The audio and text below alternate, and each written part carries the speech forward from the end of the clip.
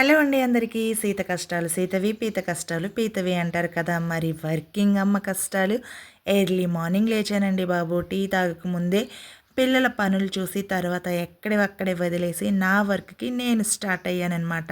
కానీ మధ్యలో నా స్కూటీ గిర్‌గిర్‌మని ఆగిపోయింది. కొంచెం దూరం వెళ్తుంది, కొంచెం దూరం ఆగిపోతుంది. ఏంటి అని చూస్తే పెట్రోల్ అంతా బానే ఉంది. కానీ ఏం చేస్తాను చెప్పండి? లైఫ్‌లో జాబ్ అయితే కష్టం కాదండి. సరైన టైంలో మన దగ్గర ఉన్న స్కూటీ మంచిగా వర్కింగ్ కండిషన్‌లో ఉందా? లేదా? అనేదే కష్టం.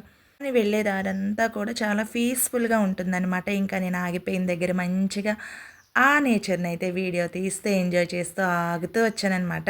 ఇంకా నాకర్థమైంది ఏంటంటే, సీత కష్టాలు మహాకావ్యంలాగా అయిపోయాయి. కానీ నా కష్టాలు మాత్రం డైలీ సీరియల్ లాంటివనమాట. ఎపిసోడ్ ముగిసింది అనుకున్నా, ఇంకో కొత్త సీన్ రెడీగా ఉంటుంది.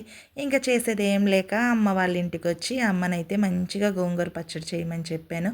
ఇంకా అమ్మ అయితే గోంగూర పచ్చడి చేస్తుందనమాట. ఇంకా అమ్మకి కొంచెం హెల్ప్ చేసి నేను కూడా మంచిగా గోంగూర పచ్చడి చేస్తుంటే వీడియో అయితే మంచిగా తీసుకున్నాను.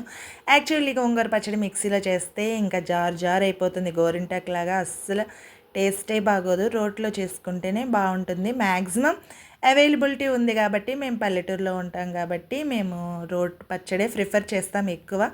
గోంగూర పచ్చడిలో ఆనియన్స్ వేస్తే ఇంకా బాగుంటుంది కదా! ఇంకా లాస్ట్‌లో అయితే రోటిలో రైస్ వేసి ముద్దలు కలిపి పెడతాం కదా! సో, ఆ ప్రాసెస్ అయితే మిస్ అవ్వమనమాట. మీలో ఎవరైనా మిస్ అవుతారా ఈ ప్రాసెస్? అసలు ఎంత బాగుంటుందో టేస్టీగా. వీడియో నచ్చినట్లయితే లైక్ చేయండి, షేర్ చేయండి, సబ్స్క్రైబ్ చేయండి. డ్రైవర్ రాముడు ప్లేట్ చూసారా?